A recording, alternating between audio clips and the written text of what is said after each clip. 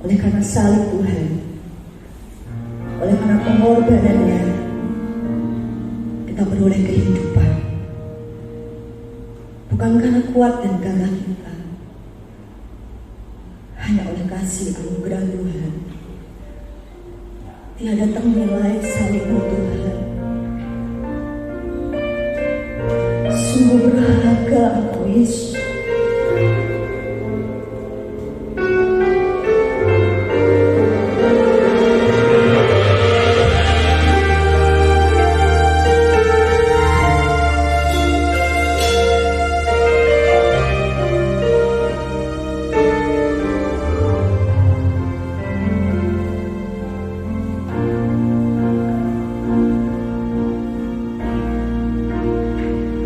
Di hatimu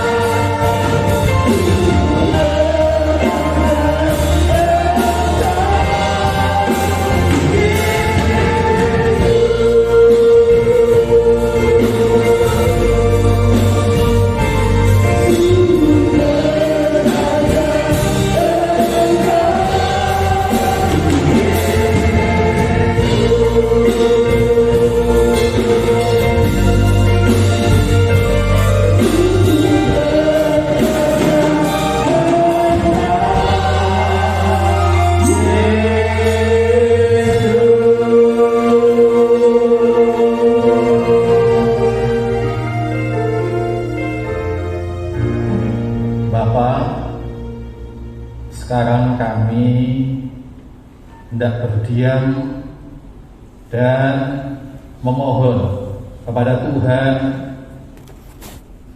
berbicara, bersabda kepada kami. Amin.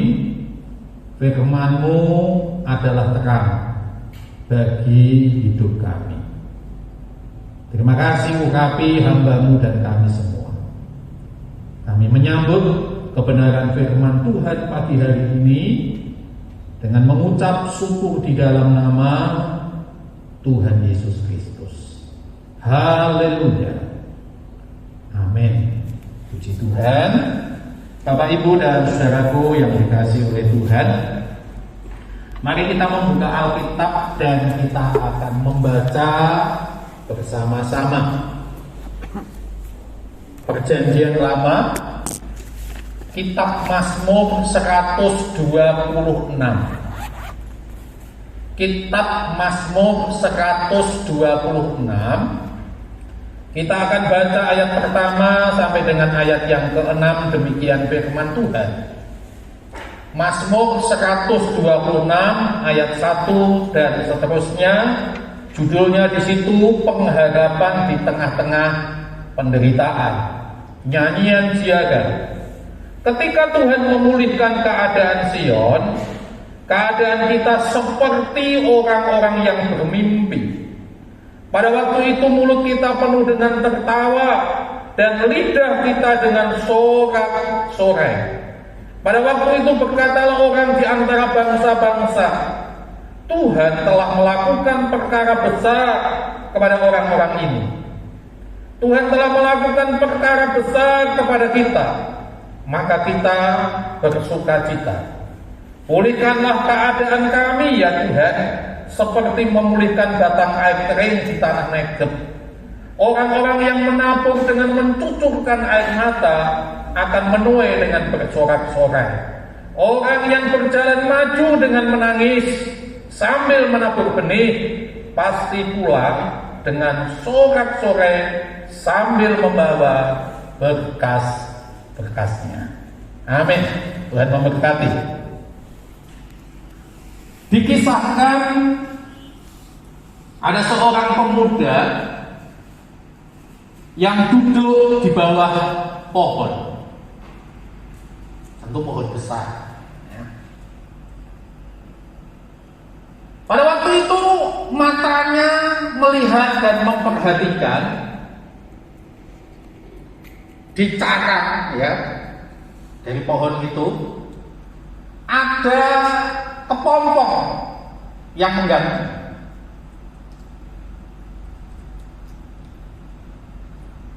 Terus dia perhatikan dan perhatikan. Dia melihat kepompong itu ada lubang kecil. Kemudian dia melihat pula di dalam kepompong itu ada makhluk, di mana ingin keluar dari kepompong itu melalui lubang yang sangat kecil. Dia perhatikan, lalu muncul dari hatinya kasihan juga.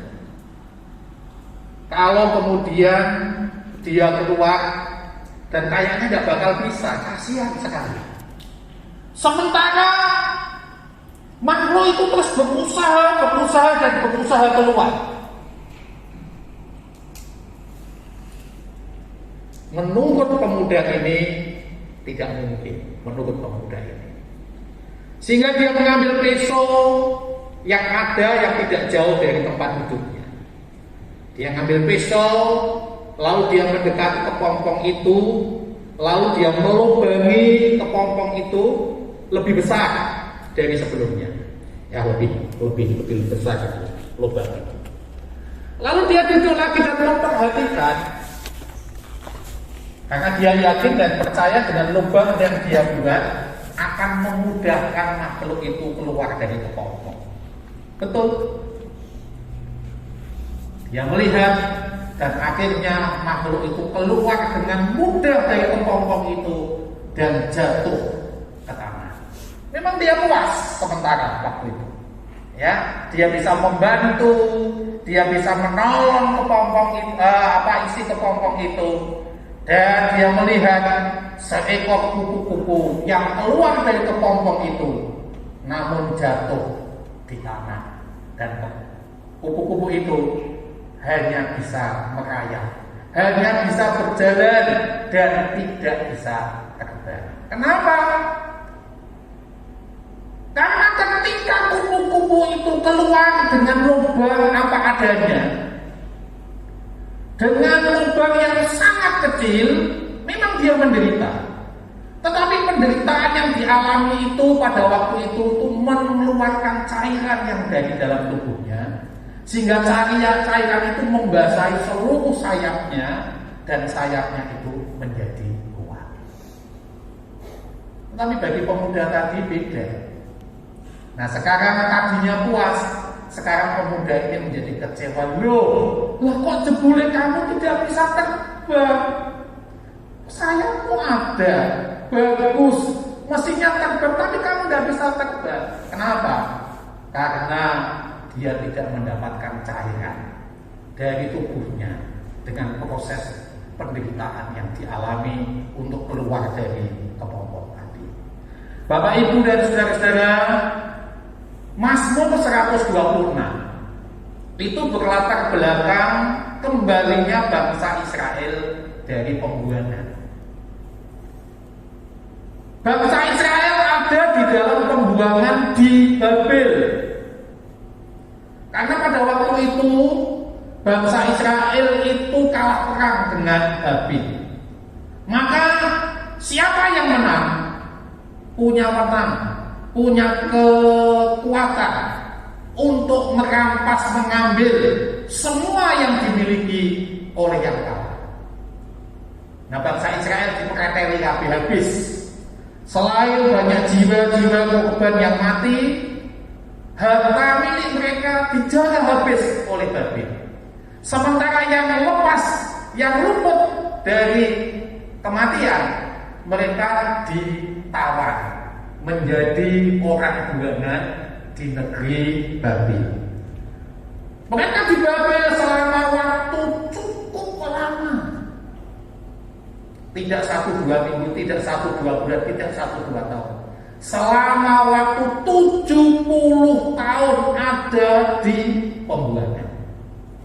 Nah, hak dari orang buangan itu tidak mempunyai hak apa-apa. Di sana mereka bekerja keras tapi tidak dapat upah. Mereka diperlakukan seperti kerja di Indonesia dulu. Menderita. Kenapa? Karena mereka didisiplin oleh Tuhan atas perilaku, atas dosa-dosa yang mereka lakukan, sehingga Tuhan izinkan terjadi mereka hidup di dalam penderitaan, hidup di dalam pembuangan. Tapi kemudian Mazmur yang kita baca hari ini, kita menemukan 126 ini adalah Mazmur pemulihan. Maka kita melihat di ayat yang pertama diawali dengan kata nyanyian ziarah. Jadi nyanyian yang diangkat, yang dipakai untuk datang ke rumah Tuhan. Mereka berjalan naik. Mereka mengucap syukur kepada Bapa. Mereka memuji Tuhan. Dan ungkapan dalam mereka mengucap syukur, memuji Tuhan, ya, ekspresi, pernyataan, luapan yang mereka kerjakan, lakukan dalam memuji, menyembah, bersyukur kepada Tuhan adalah di ayat yang kedua berkata, pada waktu itu mulut kita penuh dengan tertawa dan lidah kita dengan sorak-sorai. Pada waktu itu berkata orang di antara bangsa-bangsa, Tuhan telah melakukan perkara besar kepada orang-orang ini. Tuhan telah melakukan perkara besar kepada kita, maka kita bersukacita. Pemulihan. Dan ketika pemulihan itu terjadi seperti Mazmur 126 ini yang terjadi adalah mereka dalam mengucap syukur, dalam memuji Tuhan, diluapkan dengan kegirangan yang luar biasa. Mereka berjalan naik sambil memuji Tuhan, bersyukur dengan sorak-sorai. Mulut mereka dipenuhi dengan tawa surgawi, ya, tawa sukacita yang luar biasa. Ada luapan kegembiraan yang sangat dahsyat yang dilakukan oleh bangsa Israel sejak pemulihan itu terjadi. Bapak, Ibu, dan saudaraku yang dikasihi Tuhan, bangsa Israel itu adalah bangsa umat pilihan Allah. Bahkan Alkitab katakan bangsa Israel itu biji mata Allah. Jadi sedemikian rupa, tetapi kenapa Tuhan izinkan terjadi? Mereka mengalami penderitaan selama 70 tahun ada di negeri orang. Dalam hidup kita hari ke hari, dan kita mengakui hampir 2 tahun ini kehidupan semakin sulit. Sejak merebaknya pandemi ada di dunia ini, Indonesia, bangsa kita, rakyat termasuk umat Kristen mengalami berbagai-bagai kesulitan. Walaupun memang hari ini kabar terbaru memang Kabupaten Kendal, ya, ada di zona yang itu kita harapkan, ya. Sudah tidak ada yang dirawat di rumah sudah semakin tipis, semakin sedikit. Itu artinya suasana memang semakin baik. Tetapi sekali lagi Tuhan izinkan penderitaan terjadi dalam kehidupan siapa saja, termasuk panjenengan dan saya. Pendeta, hamba Tuhan bisa mengalami sakit, bahkan tidak sedikit yang meninggal.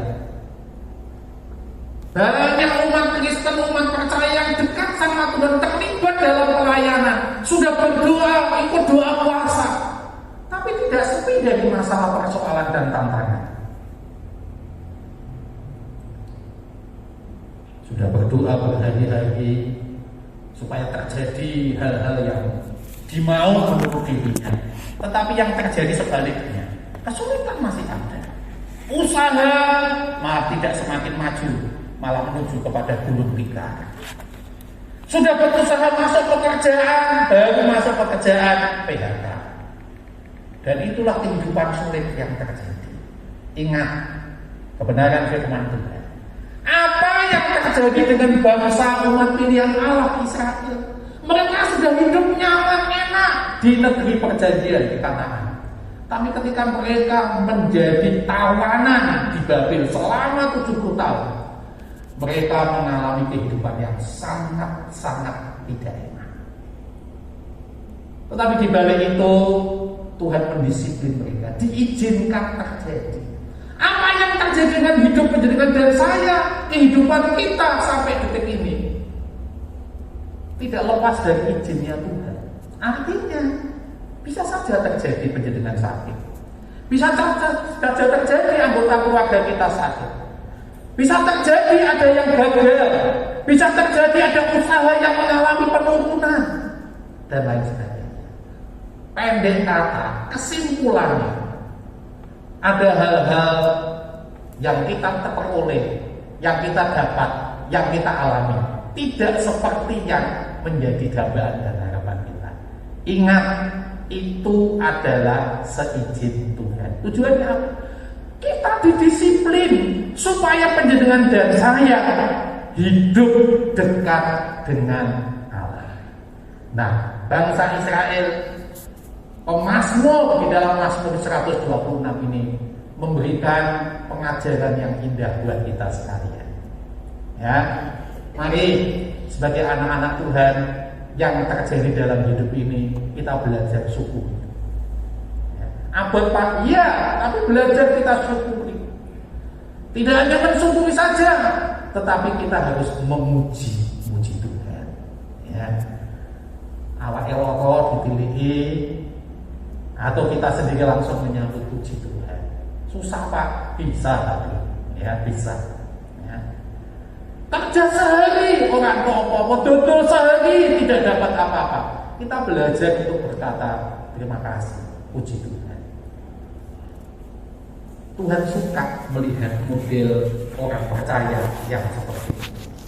Nah, bangsa Israel dia mengekspresikan, mewujud nyatakan, meluapkan kegembiraannya di hadapan Tuhan dalam beribadah kepadanya. Mereka datang dengan sorak-sorai, mereka datang dengan sukacita.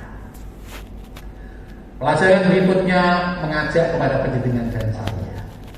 Setiap kali kita memuji Tuhan, setiap kali kita bersyukur kepada Tuhan, setiap kali kita beribadah kepada Tuhan, lakukanlah seperti firman Tuhan. Ya, gereja Almasih, gereja kita ini kan gereja Pentakosta, bukan gereja Pantekosta, Pentakosta.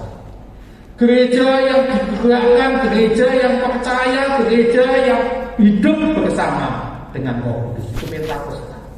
Maka dulu awalnya gereja ini namanya pada tahun 1946 didirikan oleh Tan Hock Chan. Namanya adalah Singling Holy. Itu gereja Roh Kudus. Nah, gereja Roh Kudus itu gereja yang berapi-api, yang memuji Tuhan. Maka setiap kali kita seperti ini kumpul, ketika kita beribadah, ketika kita memuji nama Tuhan, coba luapkan, ya, luapkan kegembiraanmu di hadapan Tuhan. Jangan yang lain atau pemimpin pujian kita melihat sukacita luar biasa, pemain musik, semuanya. Tapi penjenengan atau kita sedang ke malah nyawa, nonton dan lain sebagainya. Nah, jangan. Mari, ya tidak usah malu. Raja Daud, ya Raja Daud itu seorang raja hebat, raja besar. Satu kali ketika memuji Tuhan, sampai seperti orang gila. Dia menari-nari, dia memuliakan, mengagungkan, melompat, bersorak-sorai, bersukacita. Maka ayat ini tadi berkata, mulut kita penuh dengan tertawa dan lidah kita bersorak-sorai. Kegembiraan yang luar biasa. Dari sini, Bapak Ibu Saudara, saya mengajak sebagai umat yang sudah dipulihkan oleh Tuhan, sebagai umat yang dimerdekakan oleh Tuhan, sebagai umat yang sudah dibebaskan dari penjajahan. Mari kita ambil kesempatan yang berharga untuk menyenangkan hati Tuhan dengan menyatakan diri kita dalam memuji itu bebas, ya bebas, ya tepuk tangan, ya mengangkat tangan, ya tertawa, ya bersorak-sorak, lakukan itu, karena itu yang menyenangkan hatinya Bapa. Bangsa Israel sudah mengalami pemulihan. Bangsa Israel dikembalikan dalam kemerdekaan. Bangsa Israel sudah bebas dari kuasa penjajahan. Demikian juga dalam hidup penjenengan dan saya. Kita punya Yesus. Kesulitan-kesulitan yang ada ini kan perkara-perkara duniawi. Ya. Tapi persoalan jiwa kita ini sudah diselamatkan oleh Tuhan. Maka nikmati. Ya, keselamatan yang sudah ada ini kita nikmati, kita pelihara supaya tetap menjadi milik kita sampai Tuhan memanggil kita. Dan selama hidup, selama kesempatan Tuhan percayakan kepada kita keluar. Ya, kita keluar, tetap bersyukur dan tetap memuji-muji Tuhan apapun keadaan yang sedang terjadi dalam kehidupan kita. Bisa dalam keadaan kita lemah, bisa dalam keadaan kita sakit, bisa dalam keadaan tidak beruntung, bisa dalam keadaan bahkan rugi. Mari sebagai umat yang sudah ditebus, diselamatkan, yang menjadi milik Tuhan, kita perbaharui hidup kita menjadi pribadi yang tetap bersyukur dan bersyukur. Karena dengan bersyukur muncul kekuatan, muncul semangat. Ya, dengan bersyukur membuat penjenengan dan saya punya cinta yang luar biasa terhadap yang menyelamatkan dan membebaskan kita. Bersyukurlah dan pujilah Tuhan di dalam segala hal. Percayalah Tuhan Yesus yang kita sembah menyertai kita, tinggal dalam kehidupan kita, berdaulat atas roh jiwa kita dan pasti memberkati kita selama-lamanya. Amin. Tuhan Yesus memberkati. Kami memuji kebesaran-Mu, ajaib Tuhan. Kita bangkit berdiri bersama-sama.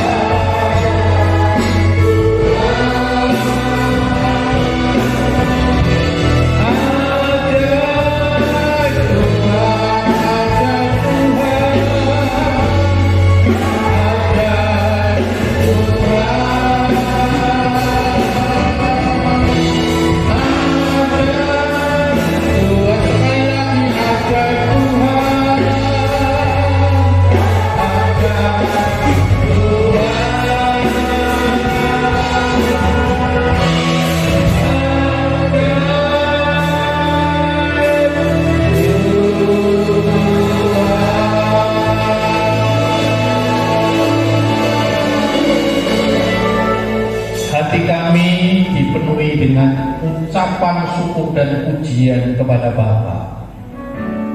Kami bersyukur Tuhan atas kebenaran firman-Mu yang hari ini sudah Tuhan percayakan kepada kami. Kami sangat bersyukur, kami menerima. Mohon Tuhan menetapkan, meneguhkan dan memeteraikan firman yang adalah suara Tuhan, yang adalah perkataan Tuhan dalam kehidupan kami. Berkati semangat-Mu. Kami yakin dan percaya Engkau terus bersama dengan jemaat-Mu, sehingga hari-hari dalam kehidupan yang ada, sekalipun tidak sepi dari masalah persoalan tantangan hidup, namun jemaat-Mu tetap mampu melihat bahwa Tuhan sekali-kali tidak akan membiarkan dan meninggalkan umat-Mu sendiri. Kami berdoa jemaat-Mu tetap bersyukur dan memuji Engkau di dalam keadaan apapun juga. Kami percaya bahwa apa yang terjadi itu seizin Tuhan. Maka itu berarti Tuhan bertanggung jawab dalam kehidupan kami, seperti yang terjadi pada bangsa Israel. 70 tahun ada di pembuangan Babel, namun Tuhan telah melepaskan, Tuhan telah bebaskan, Tuhan telah memerdekakan, Tuhan telah pulihkan, dan mereka menjadi bangsa merdeka, bangsa yang hidup di dalam kepemimpinan Tuhan dan hidup diberkati oleh Tuhan. Umat-Mu sekarang bersyukur juga untuk perjamuan kudus yang Tuhan siapkan untuk kami bersama-sama makan dan minum bersama dengan Tuhan. Berkati Berkati, berkati, berkati, dan berkati kami. Terpujilah nama-Mu, kami menyambut persekutuan dengan tubuh dan darah Tuhan di dalam nama Tuhan Yesus Kristus.